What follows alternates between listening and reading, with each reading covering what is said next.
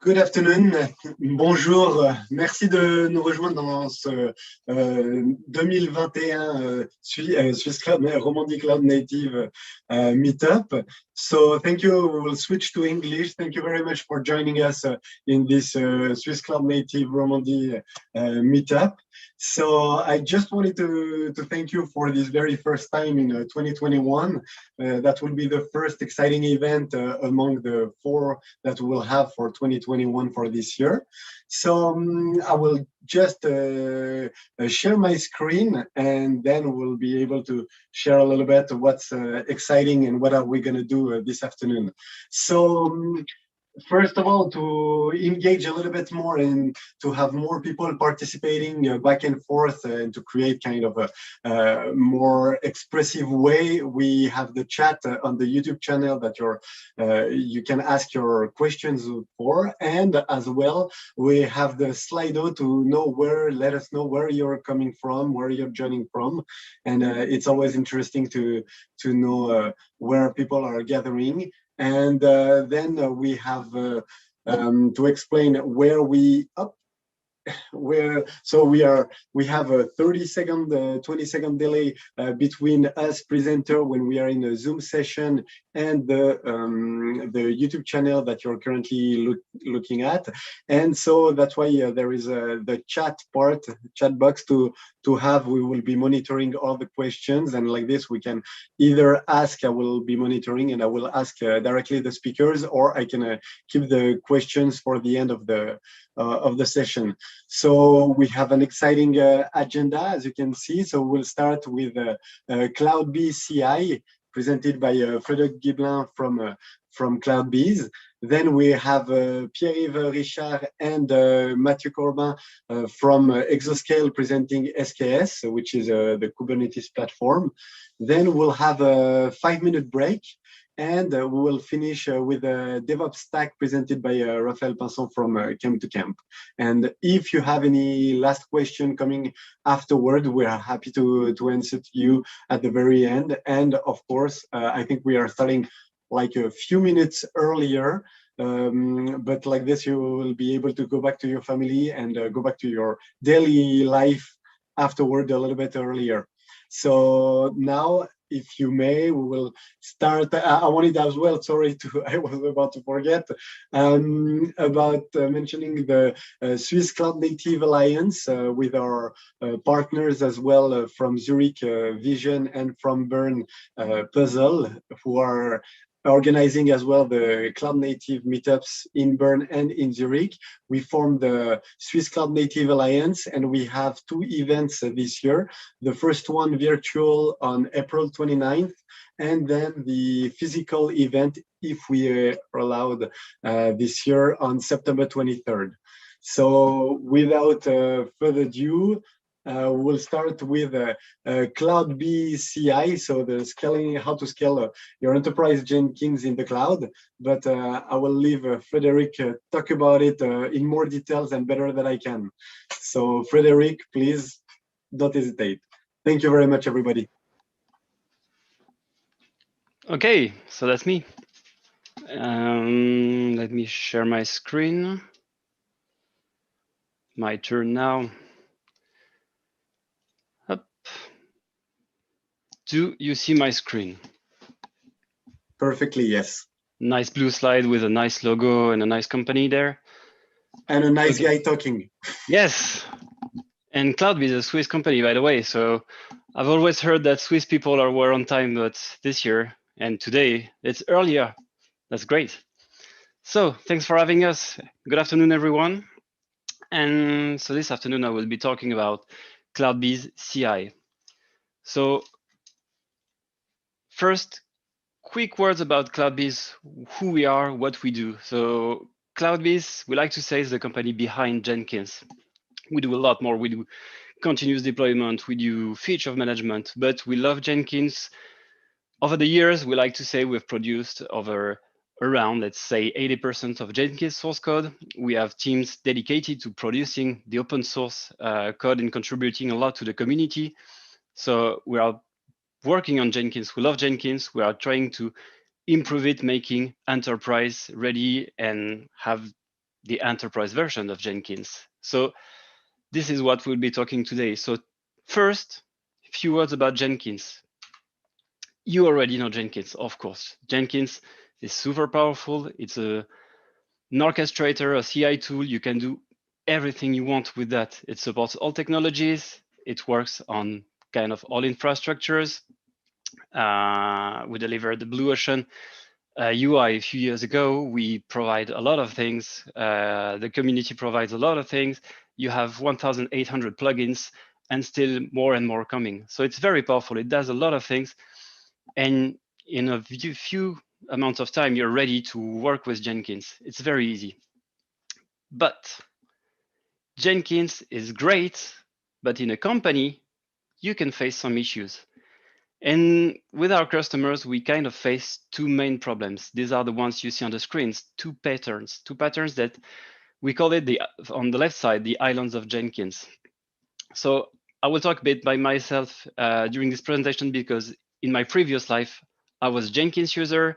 Even in the company I was working for, I was working for a big bank, a big French bank. And there was many Jenkins instances. So I faced these two patterns, the islands of Jenkins and the Jenkins Stein.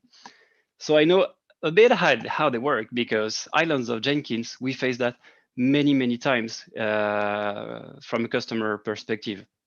When you have a big company running Jenkins instances, having application teams all over the world, each and every application team likes having its own CI tool on its own, managing, administrating it on its own, having its team deployed in this tool.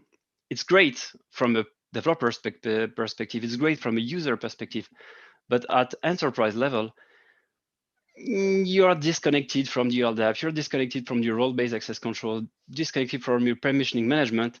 There's no security, there's no backup usually for that. So in a kind of comparing perspective for the compliance, the security, it's not great. We face many issues for that. Then we go to what we call the Jenkins Stein. The Jenkins Stein is the big instance. It's one Jenkins instance, and all the users, all the developers, the administrators, the testers use the same instance. So there's good in that because you're having a big instance, it's manageable because you're having only one, so you can have one team or few people managing this instance. But from a user perspective, from a developer perspective, whenever I want to install a new plugin, configure a new plugin, change something, restart, or just upgrade my version, upgrade the plugin, upgrade my instance, then the impact is huge because I can have dozens of or hundreds of thousands of developers impacted by just one upgrade, or even a few seconds of downtime multiplied by as many users as I have. So in both of these patterns, we know there's good, but we know there's bad. What we try to do is remove the bad parts and keep the good from everything you see on these patterns. So during this presentation, I will talk about CloudBees CI. So CloudBees CI is the enterprise version of Jenkins. So whenever you will be hearing CloudBees CI, always think, okay, it's Jenkins, but better and for my company. Also, since last year, we don't talk anymore about masters, we talk about controllers. So whenever you will hear or see the word controller, if you are still used to using the word master, you can relate, it's the same. So what you see on the screen is how CloudBees CI works today. As I said, we take the good from the both patterns that you've seen before. So the good for us is having one central instance to manage an entire cluster. So this instance, we call it the operation center. So the operation center is a controller, so a Jenkins master for the enterprise, so a controller, which role is not to build pipelines, to run jobs. It's not to build software. This role is to manage an entire cluster, meaning that you can have as many controllers as you want on your entire cluster. It will be all managed by the operation center. All the permissioning system, the role-based access control, the authentication, the authorization is done through the operation center. So you have one central point to connect to, and then you have access to your entire cluster. When I talk about cluster, I talk about many controllers on your cluster. So you can deploy as many controllers as you want on any Kubernetes cluster, on different clusters. It can work hybrid, it can work on multi-cloud. As long as the operation center have access to them, you have a central point to connect, and then you have access to your entire ecosystem. This operation center has visibility on other controllers for many reasons, because it can create controller, it can provision any controller in your cluster, it can update it, and then it can manage it centrally. So as I said again, since before, we have a central point for management, but we keep freedom on user side as I can have as many controllers as I want. So if you want, as many Jenkins instances as I want. So my application teams are still free on their controller. They can use it, they can configure it, they can do whatever they want on their controller. They have freedom, they have flexibility. Still, everything is centrally managed from the operation center. If at some point I want to update my entire cluster for a plugin version, for a configuration, restart my cluster, upgrade my Jenkins instances, everything is done from the operation center. As I said, we rely on Jenkins. So we work on developing, improving Jenkins, and we add the enterprise feature, which means whatever you do on Jenkins today as a user, you can do with CloudBees CI. If you're using agents today, dedicated agents connected to your controllers, to your Jenkins masters today, you can use them tomorrow with CloudBees CI. What we added to that is what we call the shared agents. Because it's good to have agents, you need to have agents. It's a bad practice to have jobs running on controllers. Everything must run on agents. But what happens if you have many controllers and they kind of work the same way, but you have dedicated agents on your controllers? You're using infrastructure, you're using agent 24/7, even if your build is like 1 minute every day.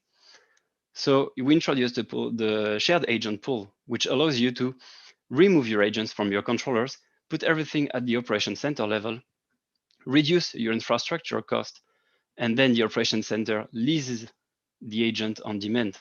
Whenever a job runs, the agent is leased. At the end of the job, the agent is given back, put in the pool, ready to be leased to another controller.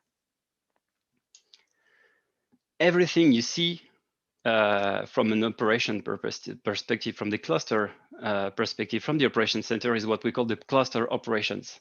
So as I said, the operation center is an enhanced version of a Jenkins instance dedicated to managing your entire cluster.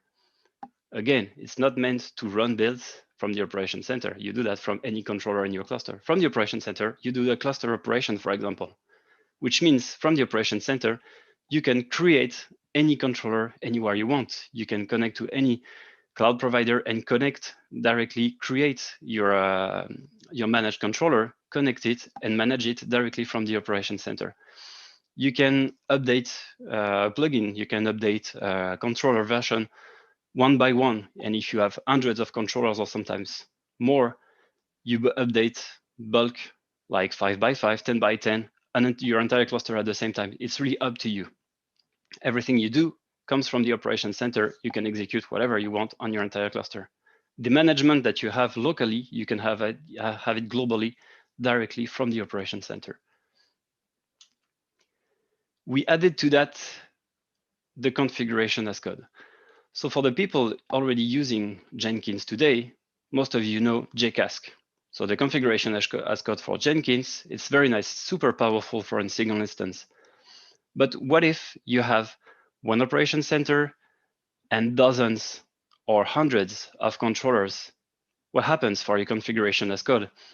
We centrally manage that. So you can create a bundle of configuration for your controller, which contains the configuration for your plugins, for your role-based access control, your items, your credentials, the connectivity, everything. You bundle that in several YAML files, and you put that in a Git repository. And from there, you can create a controller and apply any configuration to it. So if you have 100 application teams, you can create 100 controllers, but if 20 of them are using the same technologies, kind of same configuration, you won't configure them one by one. You just push a configuration from a bundle and apply this configuration everywhere. You update the bundle directly in your Git repository. The bundle will be applied to the attached masters, controllers. The next part is very important for us. Sorry for that part. It's not cloud related, but it's very important for us. It's the plugins. For those of you who are using Jenkins today, you know there are tons of plugins. Plugins for everything. It's super interesting, super powerful. But in the end, you don't want them all. You want the plugins only that are important for you, for your business, for building your application, for running tests, for sometimes operating your cluster. All these plugins, we divided them in 3 tiers. These plugins are first the verified ones. The verified ones is all the plugins we know they are important for your Jenkins controllers to run. So for all these plugins, we test them, we validate them, we make sure there is no security issue, there's no bug. If anything is found, then we fix and we redeliver. So that means even many plugins that are available in the community, we fix them, we support them, and we redeliver them. If at any time our customers face an issue with those plugins, our support is here to validate that there is something, fix the bug or the security issue, and redeliver it. So we always support this tier of plugins. Tier 2 are the compatible ones. So many of them are dependency from tier 1 or that are to become tier 1 at some point. And the tier 3 plugins are all the plugins, not that we don't care about, because we care about everything, but some of the plugins are there only to tell you to grab a beer or to show a Chuck Norris face. So we won't spend time up fixing issues on these plugins. And many of these plugins also in the community versions are supported by vendors. So we have the Nexus platform plugin, which is supported by Sonatype. We have all the Jira plugins supported by Atlassian. We have the Artifactory plugins supported by JFrog. We don't support that because another vendor is doing that. Once you know how this ecosystem works, now I can talk to you about Beekeeper. So what you see on the screen, Beekeeper is a tool that allows you to make sure all the plugins that you have on your controllers are good, are correct, in the correct version, are free from bug, are free from security issues. If at any point of time you're installing a plugin which is not in our validated list, Beekeeper will alert you. You may put your cluster at risk. Maybe there's something, maybe there is a security issue, maybe there is a bug issue, and here it is. So please don't update that plugin. Beekeeper can be a bit more powerful, saying that if for any reason your plugin is not validated and Beekeeper doesn't like it, it will automatically downgrade it or remove it or upgrade it. We are very flexible. So if for any reason you want these plugins, or even if you're writing your own plugins and Beekeeper doesn't know them, you can add them to what we call the plugin catalog. So it's just a list of plugins that Beekeeper won't care about. Beekeeper won't say, okay, this is the bad version, please update it or please downgrade it. Beekeeper is always here to make sure your cluster is in a stable state, free from security, free from bugs. It's very important for us to highlight that. All this is part of what we call the CloudBees Assurance Program, because as we rely on Jenkins LTS, we deliver every month a new release of CloudBees CI. And in this release, it's the core version of Jenkins, plus all our proprietary plugins, plus all the compatible plugins that you need. So we always make sure that every month when you receive this package, it's stable, it's free from bugs, and free from security issues. I'm done with the plugins. So you've seen that we provide many enterprise features for the admin part, but we always think about developers part. What you've seen is some of the features. I don't have time to show them all to you right now, but you've seen kind of some of them. And now I'm showing some features that are very useful for developers as well. First one being the SCM reporting, meaning that whenever you create a pull request today, your pull request will trigger a pipeline in your Jenkins instance. So you always have to connect to your instance, find your job, find the pipeline, the right pull request. Okay, it's running. With the SCM reporting that we provide in CloudBees CI, you don't need that. So the controller will take care of the pipeline, will run the pipeline, and all the stages, the states of each stage will be reflected directly in your GitHub repository, in your pull request. In the checks tab, you will have all the stages running in real time. If for any reason one stage fails and you have fixed the issue, you can rerun the stage. If you had network issue, if you have a configuration issue and you want to rerun the stage, you do that directly from the checks tab of your pull request. You don't need always to know where your pipeline is running. It's very important for all the customers today that have dozens or hundreds of controllers running. They don't always know where their pipeline is running. That sends me to what we call the cross-team collaboration. As you've seen before, you can have your controllers running anywhere. You can have controllers running in a cloud provider on Kubernetes somewhere and another one running on a VM somewhere else. If you don't know where your pipeline is running, sometimes using the webhook, you will get lost, because you always need to know when you create your webhook, the URL for your pipeline and what kind of webhook you need, and the URL for the job if you want a direct webhook from your artifact provider, for example. So last year we introduced the cross-team collaboration, which allows you to send an event directly to a message bus at the operation center level, and all the pipelines that need to be triggered by this event will be triggered, which means you can have as many controllers as you want. Once a pipeline runs and wants to trigger something else, all the pipelines running everywhere that needs that event will be triggered. I'll explain a bit more. If you are developing a library and you have many application teams using that library, there are two ways of working. So today you can have a hook directly from your artifact repository saying, okay, the new version of this library has been created, so I'm triggering this specific pipeline or this specific pipelines, and I'm creating all the webhooks. Using that process, the cross-team collaboration, whenever a library is created, I'm just sending an event, and this event will trigger all the pipelines that are dependent from this library. I don't need to know where the pipelines are running. I just sending the event and the pipelines are triggered.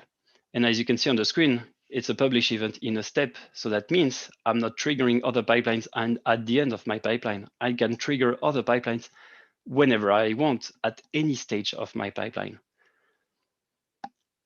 This message bus is also available from a simple webhook, from a GitHub webhook, or from an external HTTP endpoint. I just call the API, send the event, and I trigger as many pipelines as I want.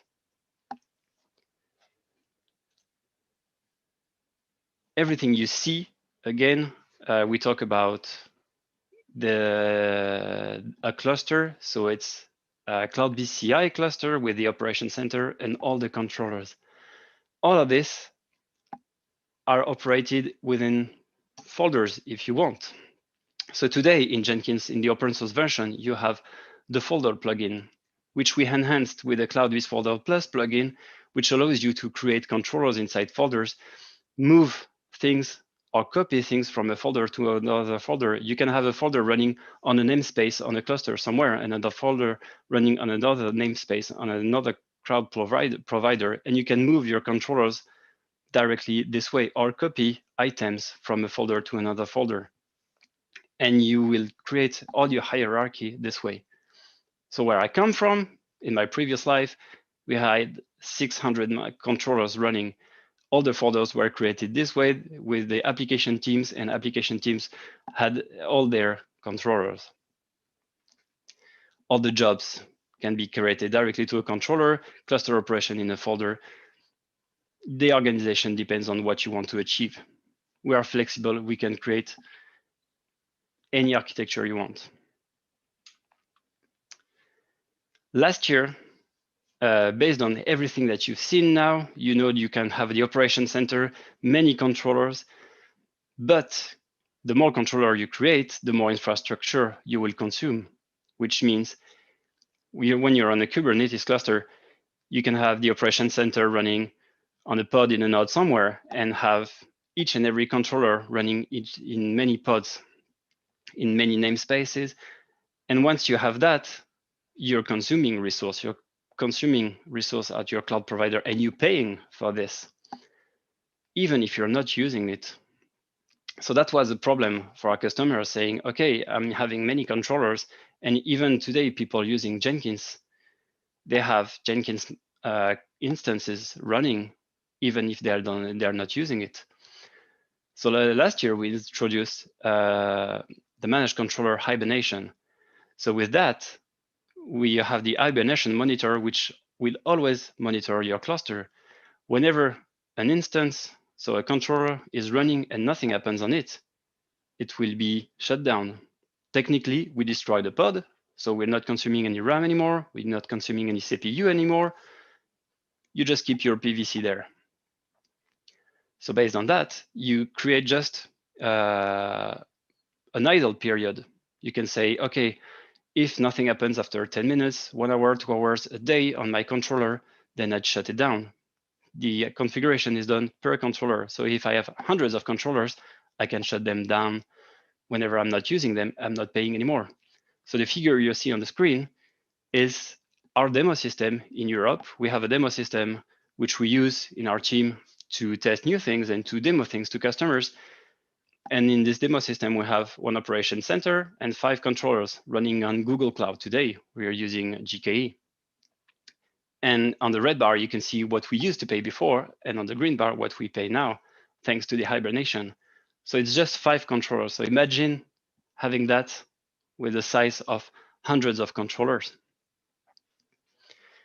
If my controller is shut down and I need it, then I just can go to the operation center, click on my controller, it will start. But still, it's a manual process.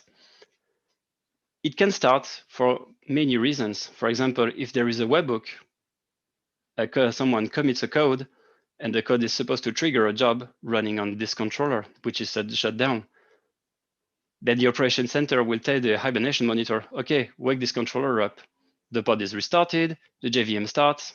In a matter of a minute, I'm up and running, and my job is running. Same goes for triggers. If cron triggers, if a job was supposed to run at a specific date, a specific time, then the hibernation monitor will remember that and wake the controller up on demand. So a few words about the architecture. Everything you've seen works this way. Just to remind you, we have the operation center. Technically, it's a super instance of Jenkins with all the enterprise feature to manage your cluster, and I can have each and every team running its own controller. All the plugin management is done from the operation center to my entire cluster. My role-based access control, the authentication, the connection to SSO, LDAP is going through this operation center. This is like a standard cloud or hybrid cloud, as I can have build agents, but also controllers running on VMs somewhere else. But again, it can work multi-cloud, as all this architecture is running on Kubernetes. The operation center can run in a pod somewhere, operating a managed controller on a pod in another controller cluster in another namespace. So it kind of looks like this. In here, you can imagine that each and every node can be running on different clouds. So let's say the first node is running on AWS, the second node is running on Google Cloud, and the third node on Azure. We don't care where you run your controllers, as long as they have network connectivity and the operation center can operate the controllers, then it will work. You can create directly your controllers from this operation center. The creation, the management, the configuration is done from the operation center itself easily. Which means how to install it. Super easy again. We provide directly the Helm chart. So you just define your values YAML file. With, if you want to start quickly, you put the simple YAML values. We provide the Nginx Nginx ingress, but if you want to use another one, like your cloud provider one, it's up to you. And once you have done your YAML file, your values, you just create your namespace, you add our repository, the CloudBees repository, and then you install your CloudBees CI cluster. It's really that simple. In a minute or so, depending on your storage class, you're up and running. Whenever you want to upgrade, like for example, every month when we deliver a new version of CloudBees CI, you just repo update and upgrade, and you're done. It's really that simple.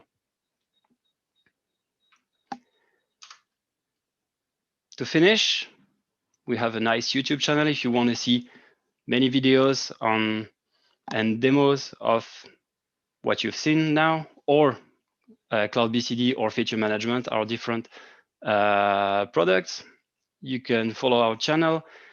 If you want to follow some trainings on Jenkins, the best practices on administering Jenkins, best practices for pipelines, for everything, you just connect to our CloudBees University. We have a lot of trainings for that.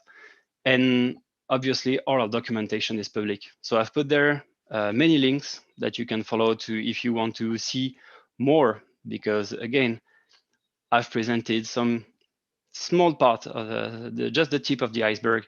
So you've seen already some parts of CloudBees CI, but if you want more, our documentation is public. Don't hesitate to go there and to browse. And if you have any question, we're always there for you. And I guess, thank you. Thank you very much, Frederic. So I encourage people to ask a question in the chat. We have a question for you coming from Sasha. Is there any value to make integration with Spinnaker, or that's too much overlap?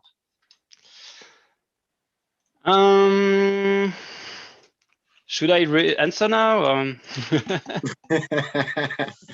Well, high level, with maybe not going in too much details, but if you know, there's always value in what we provide. There's always value in what we have. Of course, when you start, you will always feel an overlap because kind of the same range, but you just need to try to figure out. I can give you so many reasons to go for CloudBees CI, but okay, thank you very much. And a second question from Sasha still again. Do you plan to create an operator? If not, what is the reason? An operator, which means? I do not know that was the question. So, Sasha, please feel free to. I'm guessing a Kubernetes operator that would be used to control the CI, typically like Tekton is doing. I have no idea about that. Well, not that I know of, or not. No. Okay. I would say maybe, but I don't know. So what I suggest, Sasha, on the Meetup group, you can send us a message, and like this, we will be able to investigate and answer you directly afterward. That would be the best, and like this, that's better for you. Yeah, he was confirming for Kubernetes. So thank you. I don't know if anybody else has any other question regarding CloudBees CI.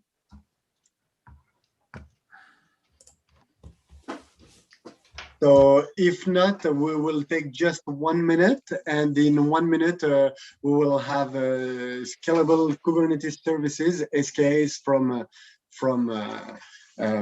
Exoscale. Hello, everyone. Hope everyone can hear us. I'll just share the slides in a sec. We can hear you loud and clear, and we can see you perfectly clear. Oh, that's even better. All right. Awesome. Hi, everyone. I'm Pierre-Yves Ritschard, co-founder and CTO here at Exoscale. Tonight, I'm joined by Mathieu Corbin, who led the team who delivered SKS.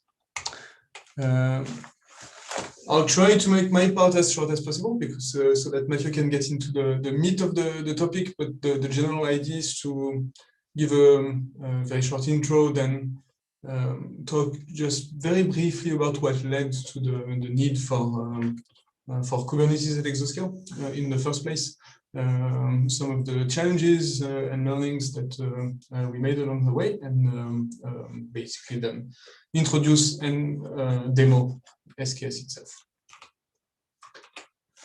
So just as a starter, we are an infrastructure as a service company.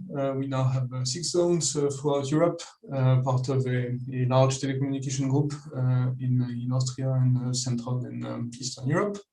And we've been operating public cloud in Geneva since 2013 now, so a bit of a while.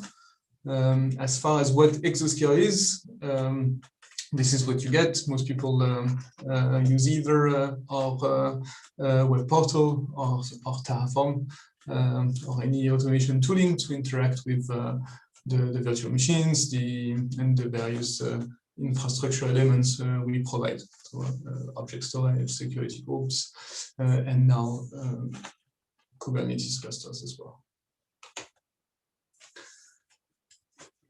But before we get into that, to build what Exoscale is, the general notion of what a cloud provider does is that it's mostly data center and network operations, security, a bit of automation, database management. But in terms of software development, that's not like the first and foremost thing people think of when they think of cloud provider. Beyond a bit of Bash and Perl here and there. Well, in reality, there's a lot of software development involved in what we do day to day. So there's the core platform elements are internal software-defined network platform, object storage controller, compute orchestrator, to higher up orchestrators such as the load balancer one, the Kubernetes one that you'll see today, but also like more minute details such as customer management, billing, usage metering, all the way to the properties we expose to the outside world, so our web portal, integration tooling such as the CLI. So a number of projects that we run in parallel as far as software development is concerned. And we started, as you see, we've been operating our public cloud in Geneva since 2013. So we started in late 2012, and there's a bunch of things that didn't exist back then. Like if you look at it from today, it feels like it's a bit of ancient history, but most of the tools that you likely use on a day-to-day basis to automate the platform didn't exist back then. So we didn't start out by pushing stuff to Kubernetes. Is the main message. We started with the forerunner of the back then, which was Puppet. We had 5 large external-facing services back then, databases, and some batch processing as well. And the approach that we took was to use VMs as our how would I say, most granular element of scaling, right? Groups of VMs that we could horizontally scale wherever possible with a predefined goal. So, basically speaking, the front-end tier, the database tier, and the batch processing tier or background processing tier, if you will. And there's the legitimate question of why we went away from this in the first place. Because even though we have more projects now, we have more platforms, we have more software to run, we could have kept with the same overall framework. A few pointers that led us to reconsider is the first one being that Puppet became like a point of contention as far as development was concerned. It was somewhat hard to convey the entire notion of the infrastructure a particular project needed in a single place. You tend to have the elements pertaining to the load balancer in one place, to security, for instance, firewall rules in another place, and you end up having a bit of taking a lot of scope to describe the infrastructure needed just for the one application. You're also oftentimes with this using VMs as the core element, you're always making allocation decisions. Basically, when something new comes around, you have to decide what class of machine to run it on. We also had the issue that we had relatively low overall utilization across our VMs, like on average, you'd say like we could see like 30 to 50% of utilization. But we had contention during peaks because out of the smoothed out 30-50% utilization, we'd be running at 90% during peak on a small subset of our infrastructure. Last but not least, even though we had a relatively elaborate automation framework and configuration management framework, the time to recovery for a failed node could be relatively high because human intervention was involved.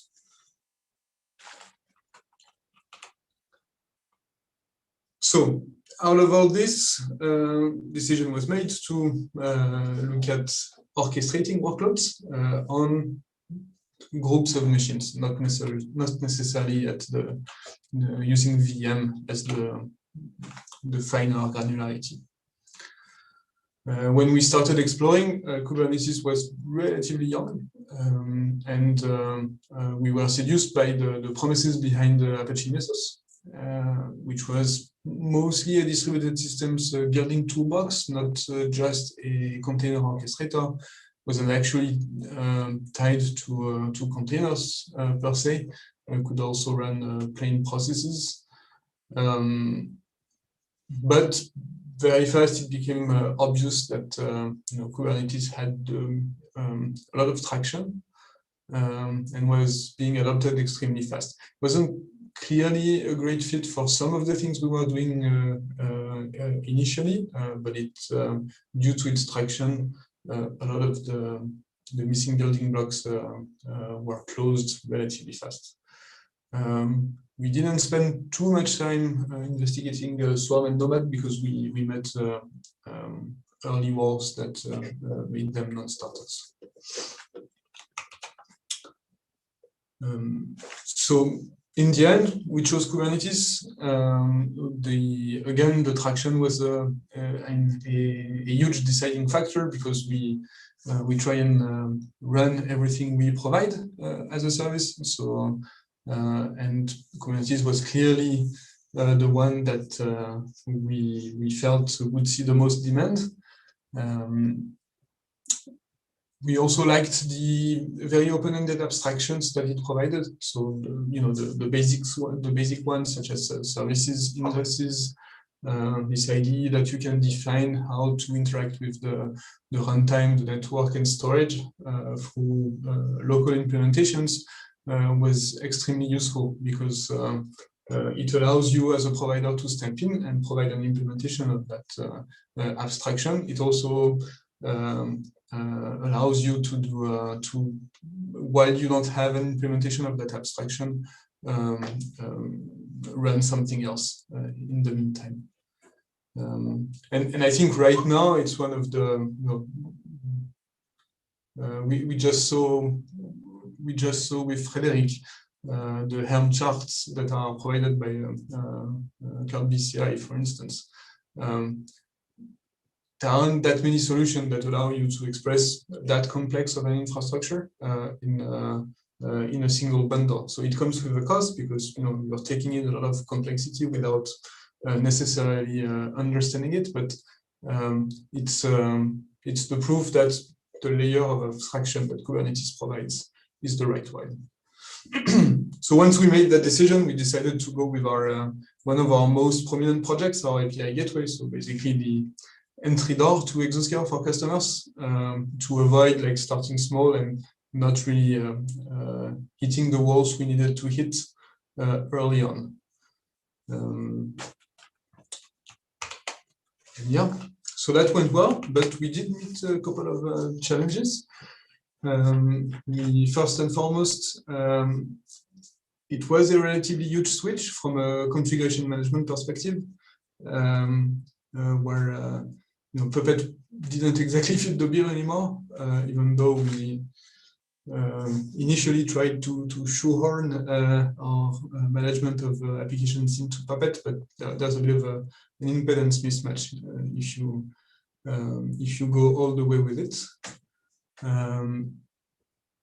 One of the key beneficial factors that we see today was a bit of a long-term coming is storing the definition of the infrastructure needed for a project in the repository where that project is hosted.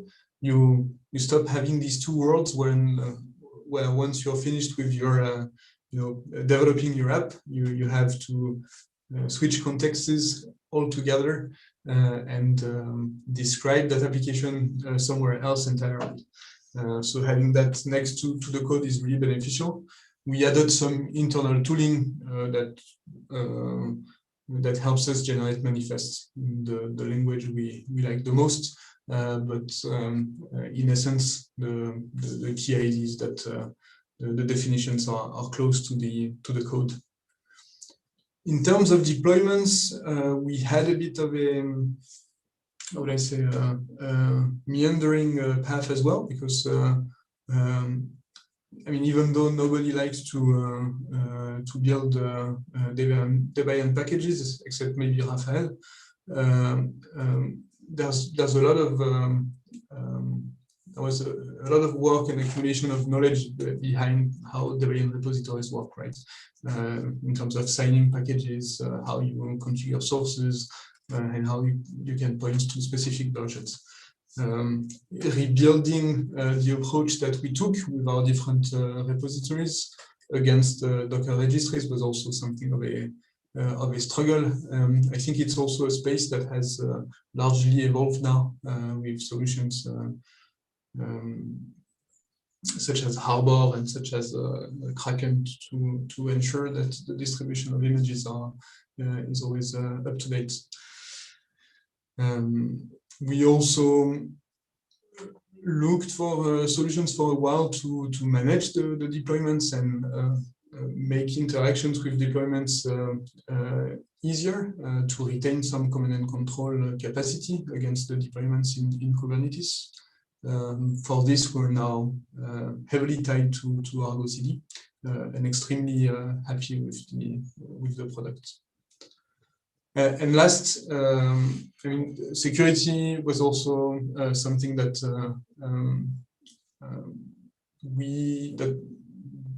that required a lot of effort on our side to understand how we do workload security, how we mix, how we do our secret storage, and how we also integrate with our approach to PKI and to network filtering.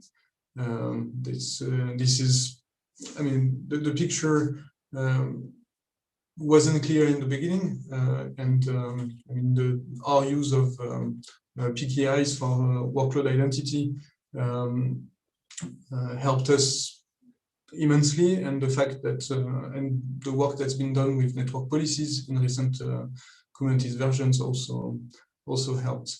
The one step that we're currently on is to use OPA more to describe what workloads can and cannot do, especially in terms of interactions with the registries. And before I give the mic to Mathieu, the last bit that we saw as initially the most complex was this whole transition about how you think about the networking on VMs. Most public cloud offerings before Kubernetes were extremely simple in terms of network capacity they provided, because a lot of software targeting the cloud was tended to use the same approach, right? With these homogeneous classes of machines that basically always run the same software. So when you're in this mode, having a public IP per VM and security groups for isolation works extremely well. That's not so much the case when you introduce container networking, where you collocate a lot of workloads on the same VMs. So for this, initially our private networks were not really fit for using a CNI. And performance analysis led to the use of Calico on our end. And that's because in terms of overlay, it has one of the smallest overhead. It's not necessarily the easiest to start with, but I think if you move to container orchestration, generally speaking, it's because you have applications which are relatively demanding or large, and you want the best out of the network, hopefully. And that's it. I mean, very shortly, that's how our path to Kubernetes looked. I'll give the mic to Mathieu and stop sharing so we can talk a little bit about the product design and show you what it looks like. Over to you, Mathieu.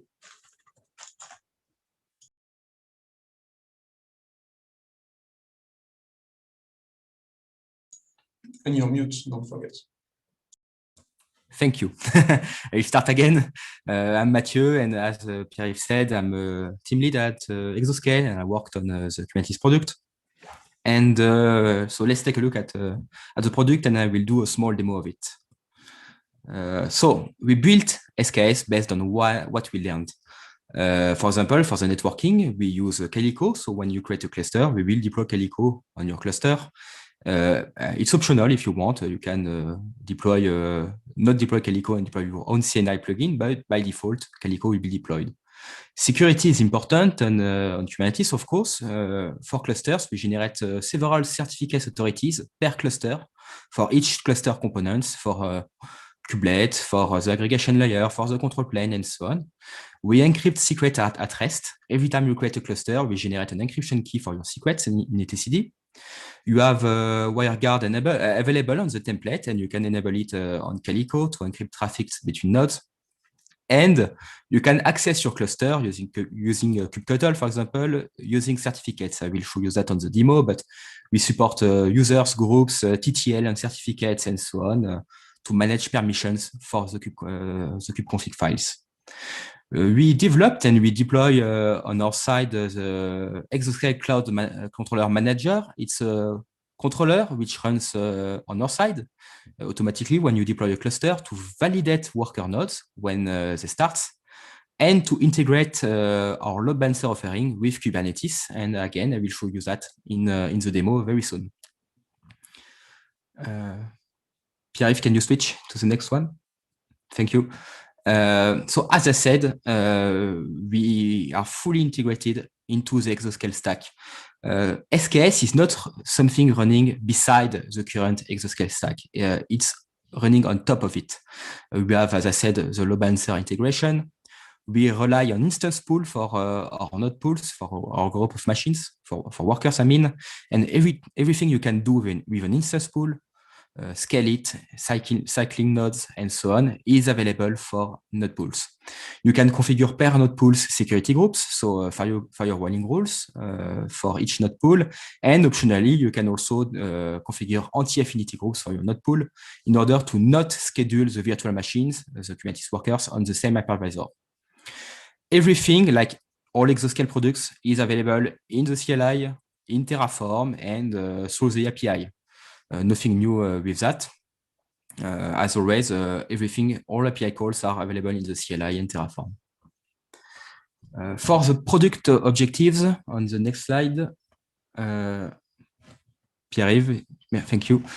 The first one was speed. On other providers, ever the big one, sometimes creating cluster is slow. It can take more than 10 minutes, for example. For our offering, it takes on average 100 seconds to have a cluster. And to add a new node, for example, a group of node pools, a group of nodes, it takes 2 minutes between the API call and having the node ready and available in kubectl get nodes. We are still working on optimizing that. It should be faster in the future. SKS was built to be easy to get started. That's why we have all this tooling integration and the portal integration. I will show you just after. It will be super easy for someone to start working with SKS and Kubernetes. We are working currently on being certified by the CNCF for our offering. Hopefully it will arrive soon. And we provide 2 offerings for SKS. The first one is a starter offering. You don't have SLA on this offering. Your control plane is not in high availability mode, but it's free. So it's super to test the product for dev environments, for example, so for proof of concepts on getting started with Kubernetes, because it's free. The control plane is free, not the workers. And you have a pro offering, so it's not free, but you have SLA and you have a high availability control plane. Okay, now I will start with the demo, so I will share my screen.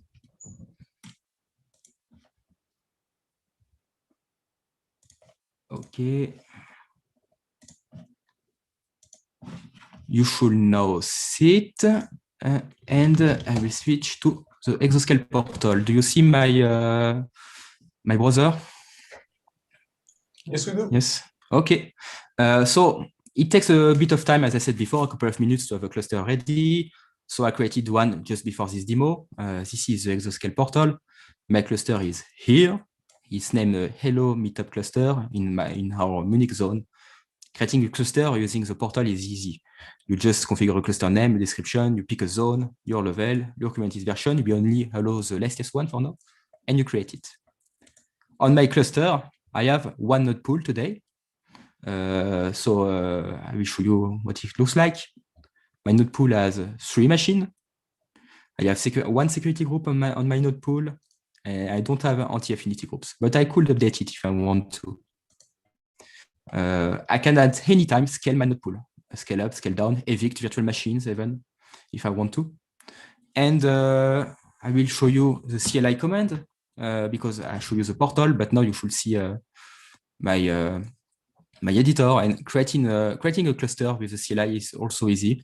You just call exo create with your service level and your Kubernetes version and your name. Same thing for a node pool. You just do an exo SKS node pool add with your security group. If you want to configure firewalling rules on your cluster, your size for the number of workers you want, and your instance type, the number, the CPU, RAM, the offering of your virtual machines. And then you provide your cluster name and your node pool name, and you're done. You have tons of commands available to scale, evict, as I said. You have a lot of possibilities with SKS. So let's go back to the slide. I will my first demo will be super easy. I will deploy the Kubernetes dashboard on Kubernetes. It's a dashboard provided by Kubernetes to see your cluster status, see your workload, for example. And I will expose it on the internet using a Kubernetes load balancer service, which will automatically provision an Exoscale load balancer on my account in order to expose my Kubernetes service on the internet. So let's do that. I will show you the manifest. So first, I hope you like YAML, of course. it's a big YAML file. It's for the Kubernetes dashboard. It's the one provided by Kubernetes. So I changed nothing. I just picked it on the internet, nothing else. And I will apply it. Where I am. Sorry, I'm not in the right directory. Okay.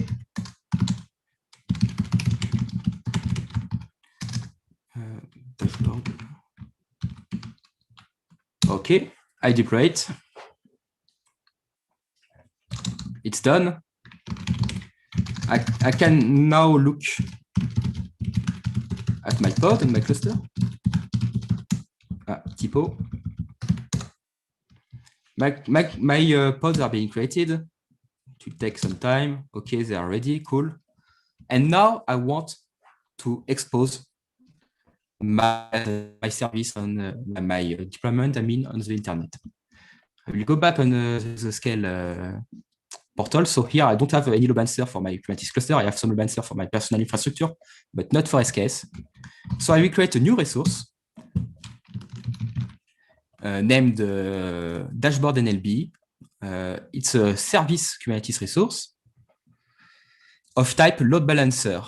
And in this service definition, I configure a selector to say expose my Kubernetes dashboard on the internet on this port 8443. And then with this type load balancer and some annotations here on my pod, our cloud controller will automatically create a load balancer. So these annotations are useful to configure your load balancer. For example, with the Exoscale load balancer name annotation, I specify my load balancer name. Same thing for description, for my service name and description, my strategy for the load balancing, source hash, round robin is also available, my health check modes, TCP every 10 seconds, and so on. Let's deploy that.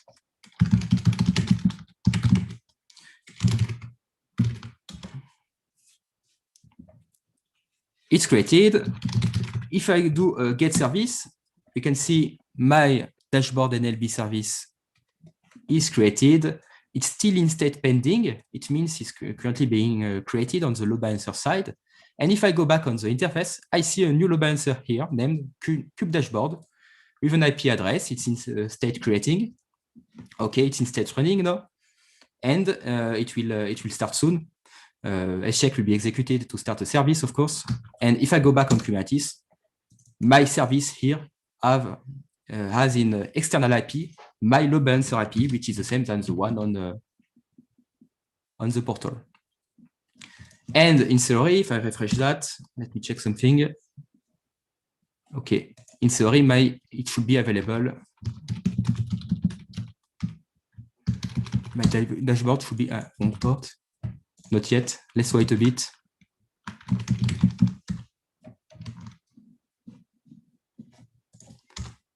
For the check to be LC, I presume. Okay, now the check is LC. It took a bit of time. And not yet. I hope my demo will not fail. Okay, it's HTTPS. It's a safe-signed certificate because it's just a testing environment, so I accept it. My dashboard is online. I could generate a token in order to access my dashboard, so it's only a couple of Kubernetes commands I will execute. It's not important about how it works. I just want to generate a token to access my Kubernetes dashboard. I passed it, and my Kubernetes dashboard is available and exposed on the internet. And as you can see, if I go on the kube system, for example, namespace, I can see my workloads, my pods, and so on, running, for example, kube proxy, core DNS running on my cluster. Okay, this is one way of exposing services on the internet. It's using a deployment, a service of type load balancer, and you're done. And sometimes it's enough. But most users will use ingress. So most users will deploy an ingress controller, for example, Nginx, and use the ingress controller to do routing based on domains, for example, to have different routes, per domain, or routing per prefix or stuff like that. So like a traditional load balancer. And this is what I will show you quickly right now. I go back to test. And first I will deploy a very small deployment exposing a Clojure tutorial. It's just a website with a tutorial about the Clojure programming language. So it's a deployment, a regular one with 2 replicas, some affinity, anti-affinity for, of course, to not run the pod on the same nodes, some resources. I expose 1 pore, 8080, some probes for the health checks, and a regular Kubernetes service. So nothing new, just a deployment and a service. I will apply it.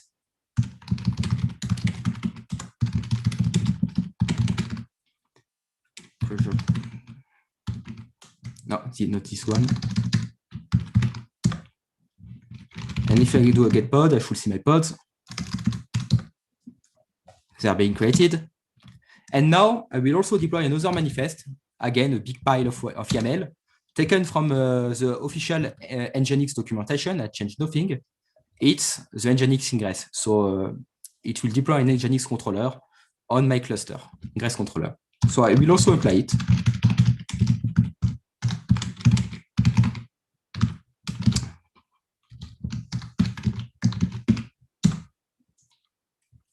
It's done. It will take some time to be created. So my Clojure tutorial is ready. I will check my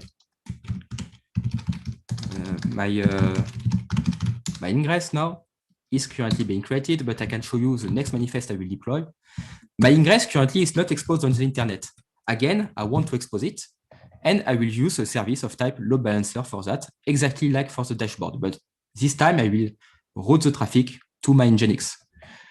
So I have I create a resource of kind service of type load balancer, and I expose 2 pore, the HTTPS 443 and the HTTP pore 80.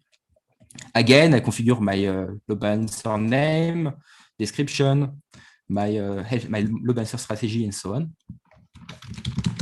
I will deploy this manifest. It's done. And again, if I go back on the Exoscale interface, I should see very soon a new load balancer. It's here, being created for my ingress. So now I have 2 load balancers, one for my Kubernetes dashboard, one for my ingress. You could also reuse the previous one. You can configure using annotations here, a load balancer ID in order to reuse the load balancer if you want to. Okay, cool. My ingress is deployed, but if I try, of course, to join it, I have nothing because my deployment, my Clojure tutorial is not exposed yet on as an ingress. So I will create an ingress resource for my Clojure deployment tutorial, my application. It's a simple ingress of kind ingress for the ingress class Nginx, and I say route all traffic on the path / the default path to my deployment, to my Clojure tutorial. I will apply this manifest. I applied the wrong one, sorry. This one.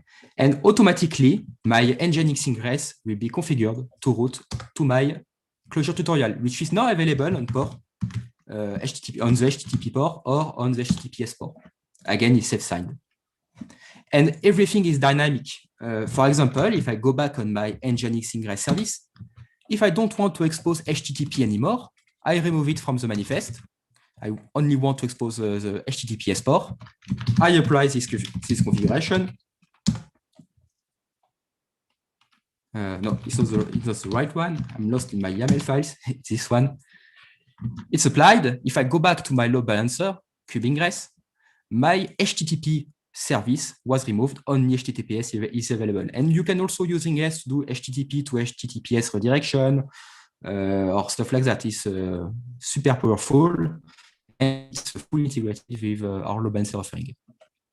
I will go back to my slide. I have 2 more slides and I'm done.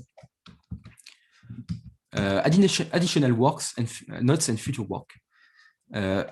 You can do a lot of things on this case. I only show you a quick start. You have a cluster lifecycle management implemented. You can upgrade the Kubernetes versions to the next patch, the next minor. You can manage certificates, retrieve CI certificates if you need to. You can have multiple node pools with various characteristics, attached to the same cluster to have node pools with different offerings, this size, anti-affinity group, and so on, and everything can be scaled independently. We have a big roadmap for this year.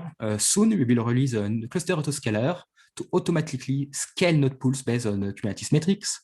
The web portal is not publicly available yet. I'll show you the implementation, but actually it's not available to everyone, but it will be soon.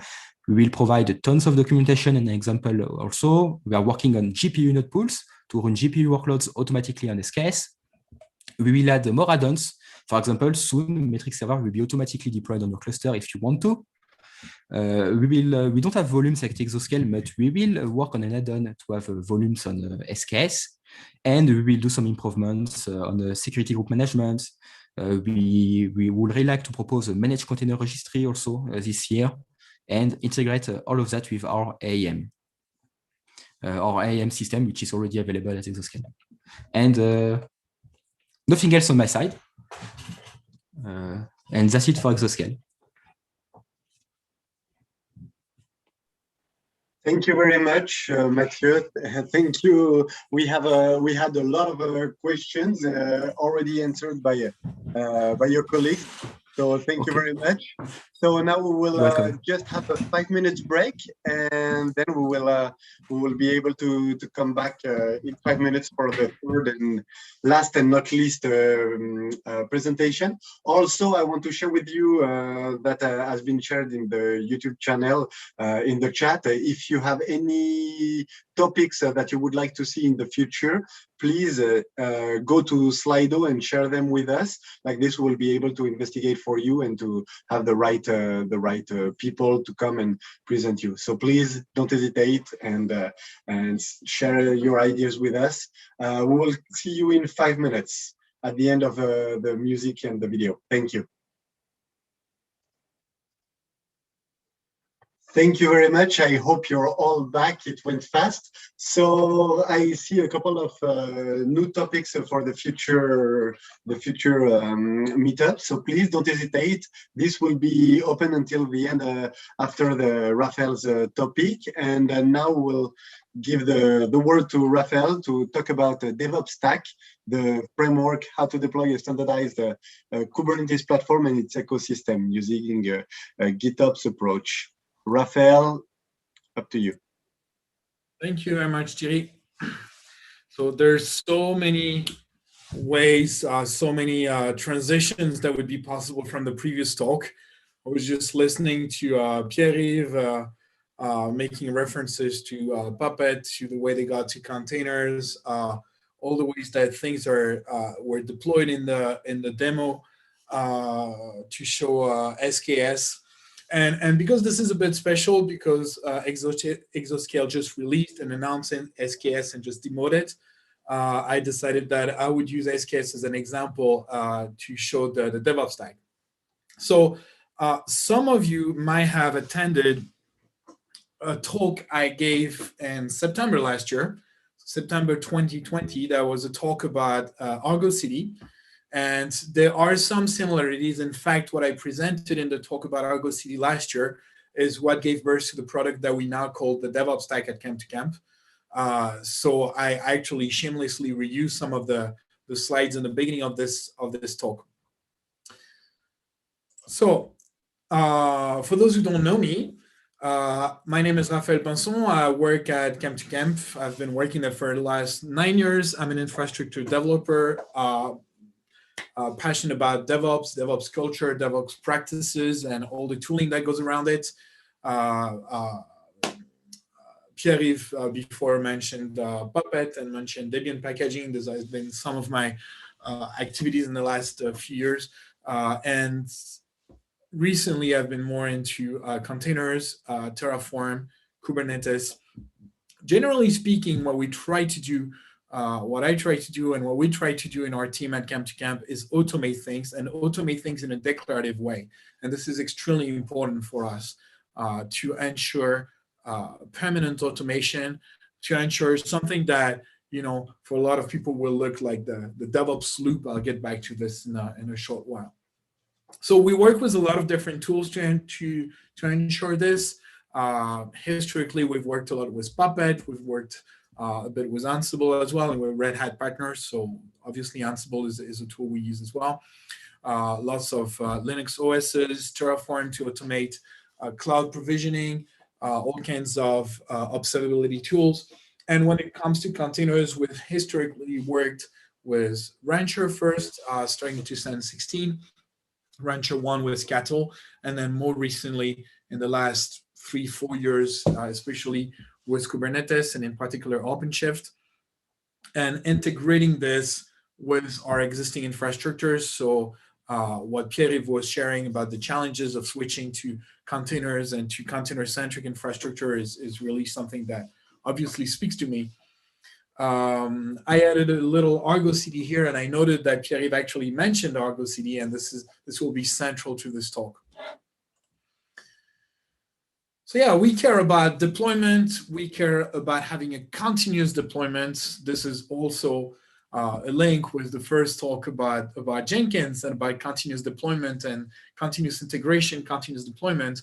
For us, this is something that is linked to having all that we can put into Git, whether it's the code to manage the infrastructure itself, the machines using Puppet, the provisioning of the infrastructure using Terraform. But then once we start Kubernetes clusters, we have the same issue. And you've seen in the demo of SKS how you can end up just typing commands using kube control, applying YAML manifest manually. And we want to avoid this. We want to automate things as much as possible and get into this constant loop of automation and of declarative automation, so that things get applied in an idempotent way regularly and continuously. So there's lots of tools that ended up getting included into Kubernetes. We saw Jenkins before, it's actually mentioned here. There's lots of things that are at the base, like for example, at Exoscale, they use Cloud Stack to automate the machines. This is one of the tools that could be listed here with OpenStack. All the automation tools we've used for years, and we try to include everything into Kubernetes and manage all this thing in the same automated way we've been wanting and trying to do for the last 15 to 20 years. There's actually many more than this. I just listed a few of them. You just need to look at the landscape page on cncf.io to have a sheer idea of all the tooling there is, and that's not even a full list of what there is.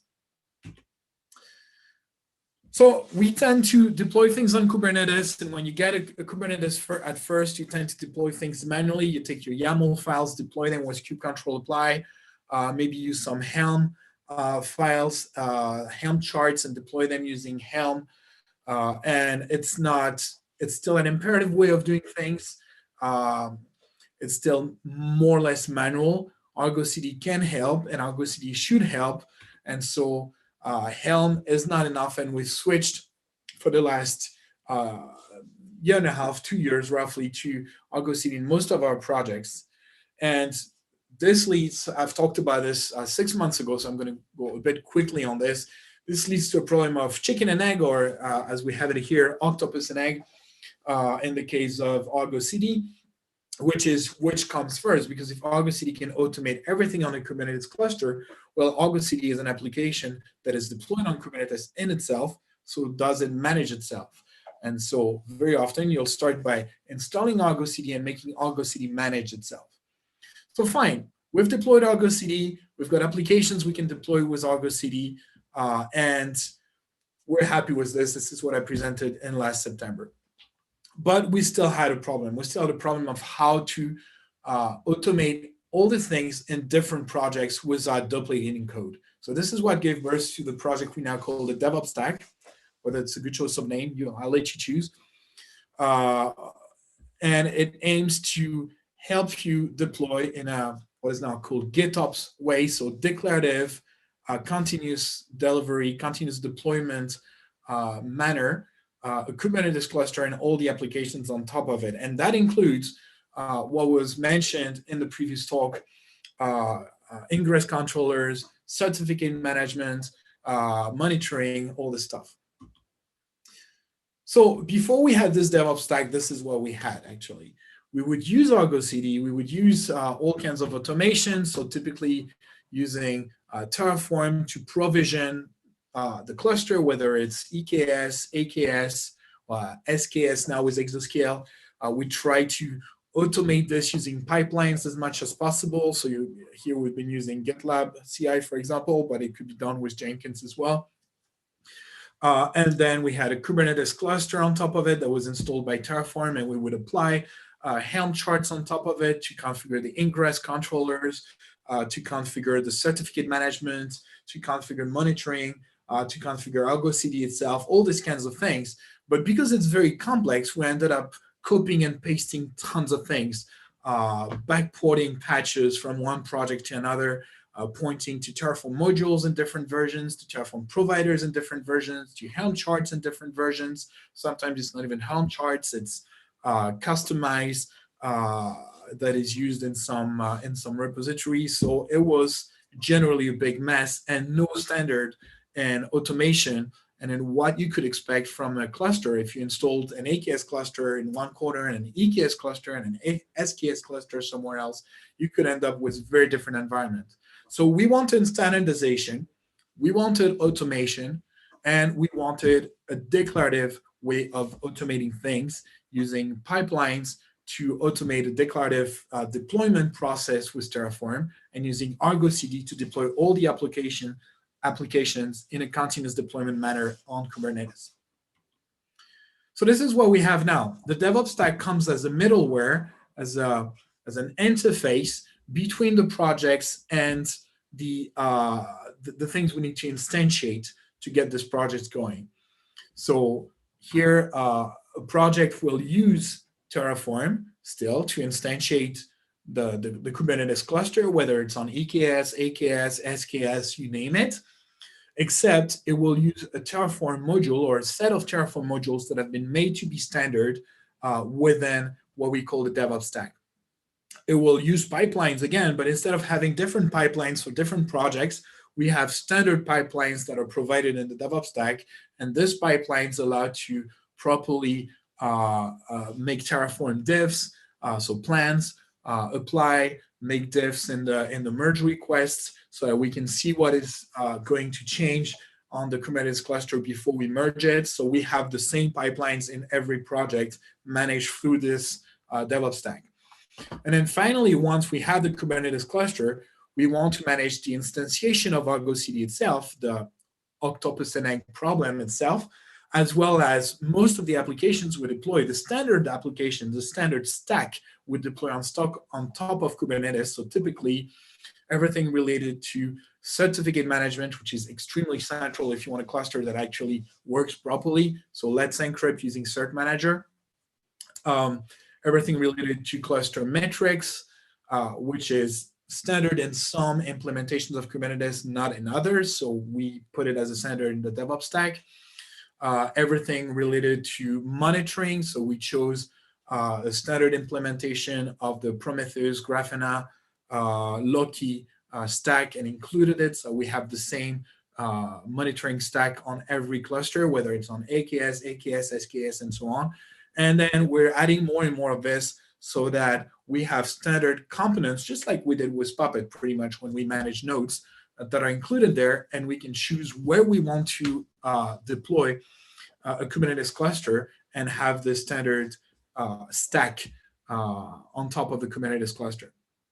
And so the DevOps Stack is the central point that will instantiate the Terraform providers, the Terraform modules, and the Terraform chart and the Helm charts, and the versions are pinned with the DevOps Stack version. So if you use the DevOps Stack version, a specific DevOps Stack version, you have a specific API that comes with it and specific versions of components that comes with it.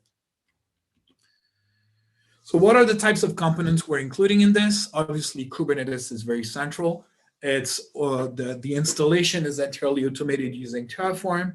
The deployment of applications on top of Kubernetes is done with Argo CD. And then on top of this, by default, we deploy Prometheus, Grafana, Loki, Cert Manager, Traffic currently as the ingress controller, but we might switch to Contour in the future.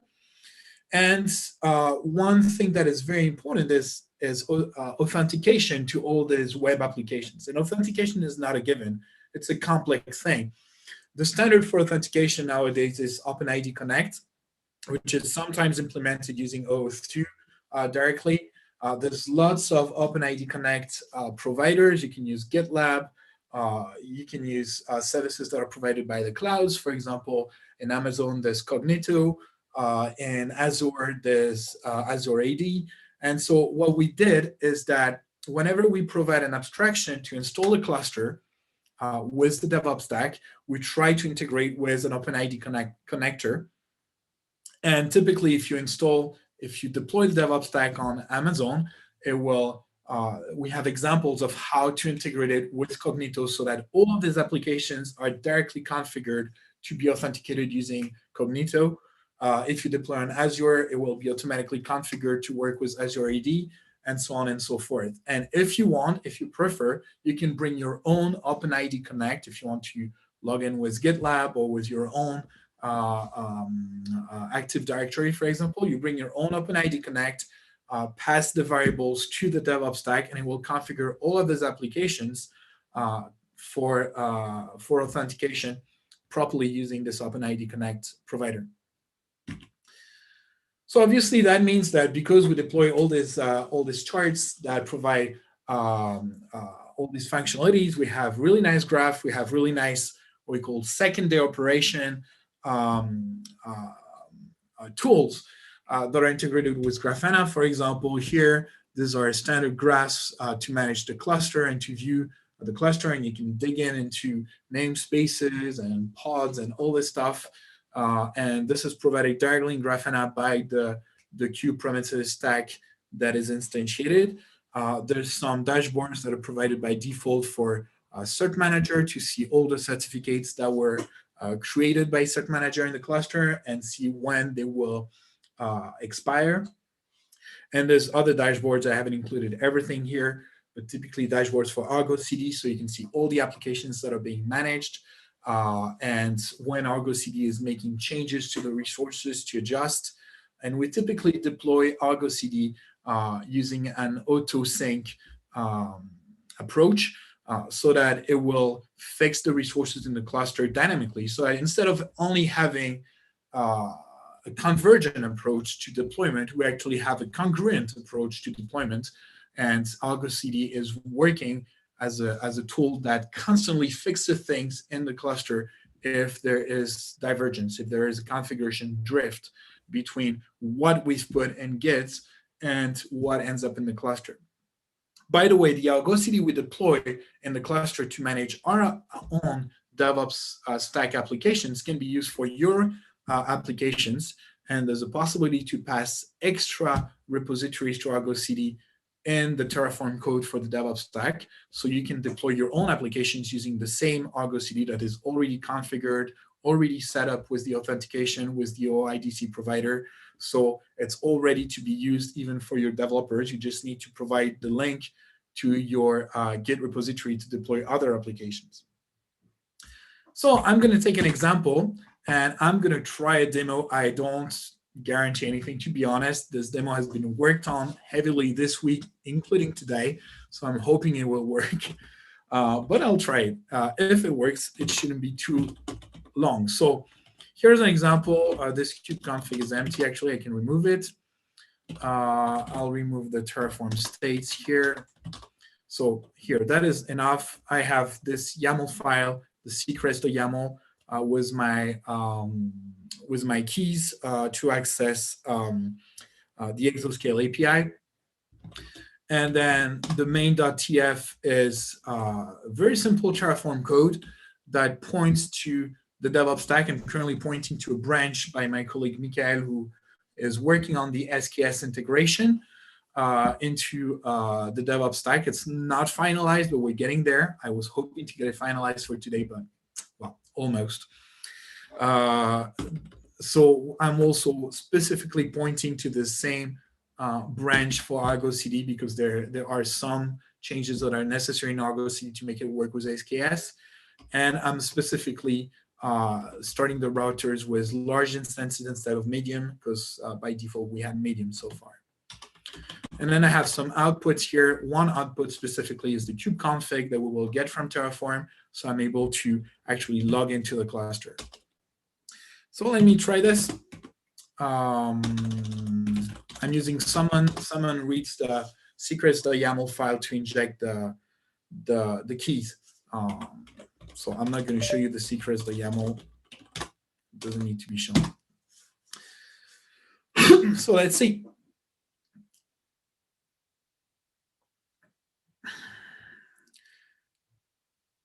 So ideally, as I showed before, the idea of the DevOps Stack is to include this into pipelines. So in production, I would not launch this manually.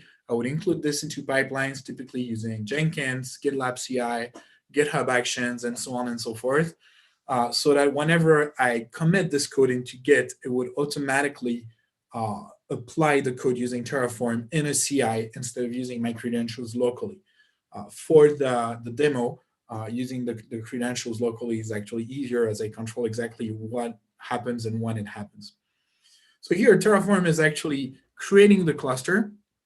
How it works is we use Terraform modules to provide an abstraction between the DevOps Stack and the instantiation of the Terraform resources, because this is usually quite complex. If you want to manually create a Kubernetes cluster with SKS manually with Terraform, you'll need to create all kinds of firewall rules, so security groups, nodes, the SKS cluster itself, plug everything together, different node groups, and so on. So we provide this module here called SKS Exoscale on the Terraform registry. And this already provides an abstraction on top of SKS. And then the DevOps Stack bases itself on this abstraction to deploy the cluster. So for each of the different types of Kubernetes clusters we support, we base ourselves on a Terraform module that provides an abstraction. Oops, what am I doing? So the cluster is creating. It usually takes only a few minutes. So I'll let it run and I'll continue with the slides and we'll get back to this. But you can see that it's very simple to create just a simple cluster. Just this few lines should be enough. Even this 2 lines here could be removed.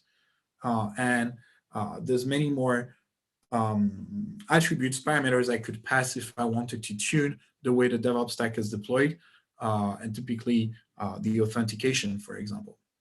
So here, Exoscale doesn't provide an OIDC provider. So what it will do is it will deploy a Keycloak operator, and Keycloak will be the OIDC provider internally inside the stack. This is what we do for K3S as well. There would be the possibility of passing an OIDC provider directly to the module so that we don't use Keycloak. There was one problem with Keycloak on Exoscale, which is that it requires a database, a PostgreSQL database, and because there's no database as a service yet, it will be created as a container, and we had to use a little bit of a hack using a local storage class in Kubernetes, which is one of the changes we had to make it work with SKS, because there's no other way of using PVCs at the moment in SKS. I'll let the Exoscale people comment on this because I'm sure this is an interesting subject as well for the future of SKS. So the class that we support at the moment, Amazon AKS, Azure AKS, K3S, either using Docker or libvirt, and Exoscale is almost there. And we're also working on integrating OpenShift for in different installation ways because we use OpenShift a lot. So let's see. Ooh, there is a problem. I thought that might happen. Let me see. I'll try something else. And I can already take questions because there's, I think, 5 minutes left. So we have one question from Pascal. Could you please explain the choice of Argo than GitHub Toolkit, for example? Sorry, I did not hear that well. The choice of? Sorry, I heard the echo. Could you please explain the choice of Argo than GitHub Toolkit, for example, or Now the new OpenShift GitHub.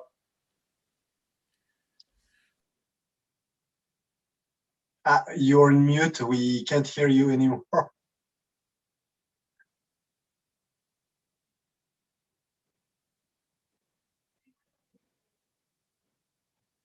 You're mute, Ravel.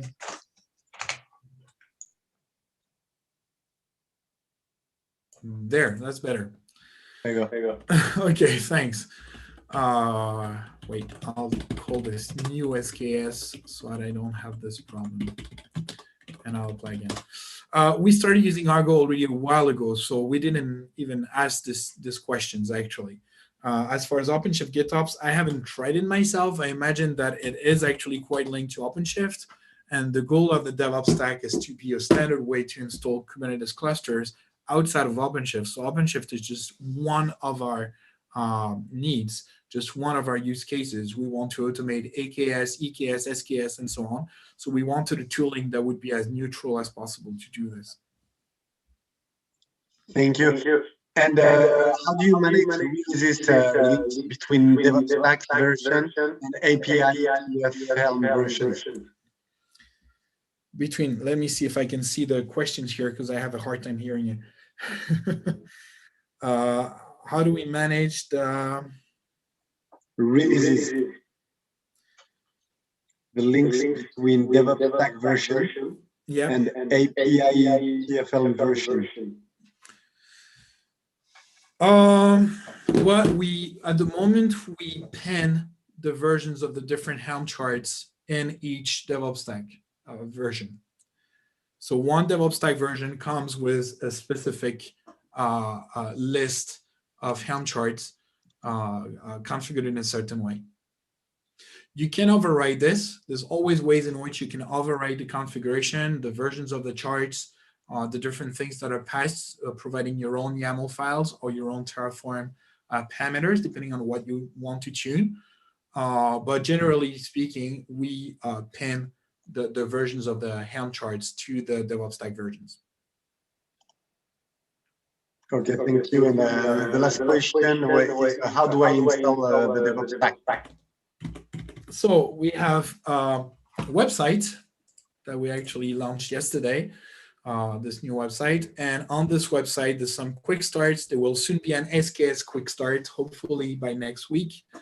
And so if you look, the easiest way is to use the K3S quick start if you just want to try it. This is K3S on Docker. So if you just have Docker on your machine and you just use a very simple piece of Terraform code. So just this is enough, and some outputs so you can get the variables, the kubeconfig, the Argo CD server, and so on. And just run Terraform init, Terraform apply. It will deploy K3S on your machine and the DevOps Stack on top of it, and you will have the links to the different services running on top, and you can already see what it looks like. And then if you want a production-ready cluster, you can go either with AKS or EKS. So AKS here on Azure, EKS here. You just need to have credentials that you can pass at the creation of the stack.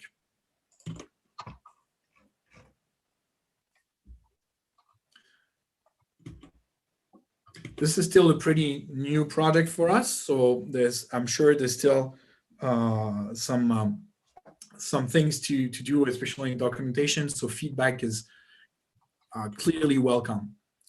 I see another question: why Terraform and not Ansible? Because Ansible is a tool to deploy applications and is not exactly the best tool. At least we believe it's not exactly the best tool to automate resources on the cloud.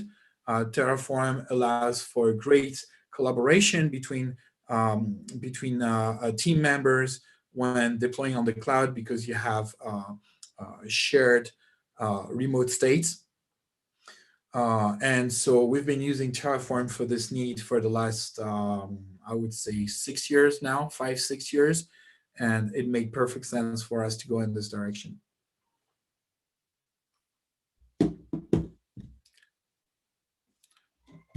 So I wish I could show you exactly. It's still deploying. It should be only a few minutes. I'm sorry, I had to destroy and recreate it.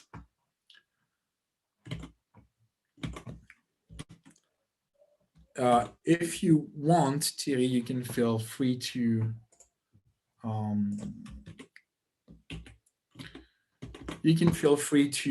end it. And if people want to see the end of the demo, I'll be running it still in case it. So we'll remain here. I think there is an echo when I'm speaking to your speaker, Raphael, I guess. Thank you for the presentation, and thank you everybody for your questions. It's great. I just want to share as well with you, and then Raphael will take back the lead in the end. So that was a presentation of DevOps Stack. He will take back the lead if everything happens back on track. And so that was to thank you. So next meetup that we will have will be on June 17th, and for the second trimester, and the third trimester in October 7th. Please share with us what you feel, what do you prefer, what topics you would like to see. We are happy to share it with you. And as well, if you want the presentation, please send us an email or a message on Meetup messages, and then we will answer and sending you all the presentation that you got today. And if the demo from Raphael is not done yet in a couple of minutes, then we will be able to finish recording on this YouTube channel, and you'll be able to see it the end in a few days. As well, the last and not least, or like I was mentioning at the very beginning, Submit Alliance. We'll have two different topics, one of virtual on April 29th and one on-site on September 23rd. And so with this, I give it back to Raphael if if it's done, if it's possible or not. Otherwise, so Terraform finished thank running. you very much for your time. Yeah, so Terraform finished running. I have now launched Canines, which I strongly suggest. It's a tool to connect to Kubernetes clusters from the command line. So you can see in the pods here, I have more and more pods that are starting on my SKS cluster. I can see the, if I go to the application type, I can see the Argo CD applications that are starting. So there's the app of apps itself. The Prometheus stack, Kubernetes stack is starting. There's a local pass provisioner, which provides a storage class for our Keycloak database. And so the Keycloak should be starting soon. Yes, that's fine. And I'm seeing the different applications being started by Argo CD automatically. And as they are starting, it will also automatically start the ingresses. So here I see the different addresses. I'm using nip.io to make it easier, but we could also have a proper DNS entry, and that would work as well. So here I'm going to connect here to show you the Argo CD interface, and it's not working yet.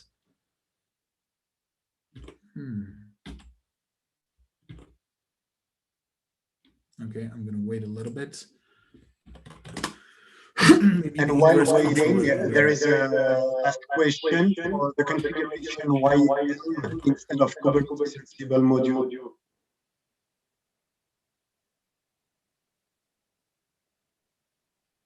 Why Helm instead of? Well, I think even a Red Hat is giving up Kubernetes Ansible modules. To be honest, nobody else uses it. And it's pretty clear that the standard for packaging is Helm charts. You've seen it in the way that CloudBees is deploying CloudBees CI. They have Helm charts.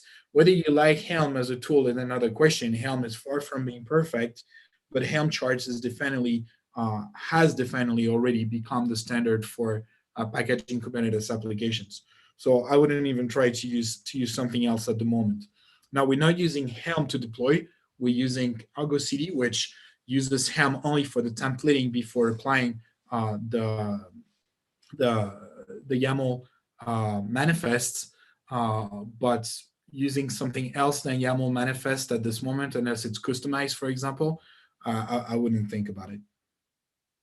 Again, using Ansible also means you're in a push direction system, which is generally bad for ongoing automation, whereas Argo CD is a pull system that will pull Git repositories in a constant motion and apply on a regular basis. So it's a much better approach if you want full automation.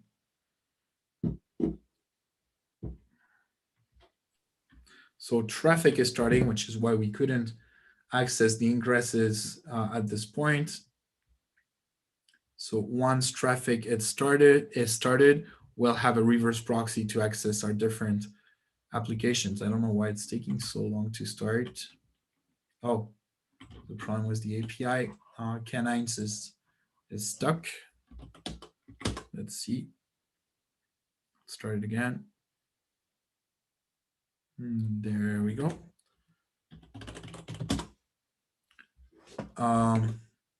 There. So now we have something.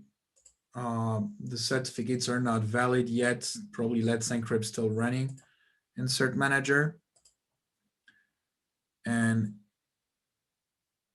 oh, what's the matter here? Okay, there's a problem with the routing.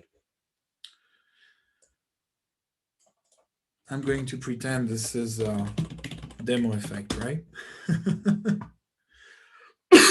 I should have done it with KFS instead, but I wanted it a little bit more daring.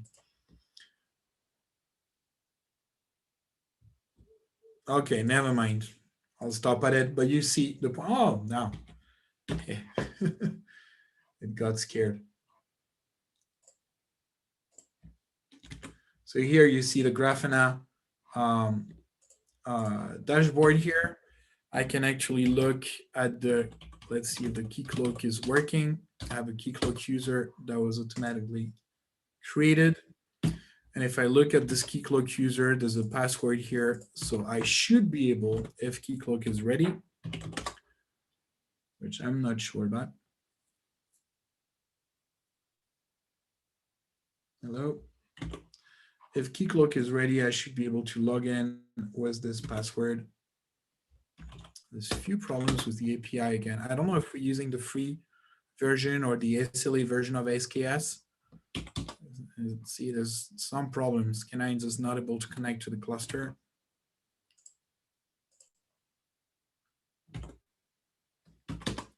Yeah, some issues here.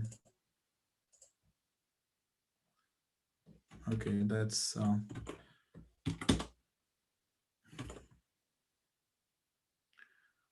right. I think I'll stop here because Keycloak is not running yet. But you get the idea. Everything, the Keycloak, the Grafana, the Prometheus, and so on, has been deployed automatically using Argo CD, just with this basic Terraform code. So that's the idea. I'll stop presenting for now.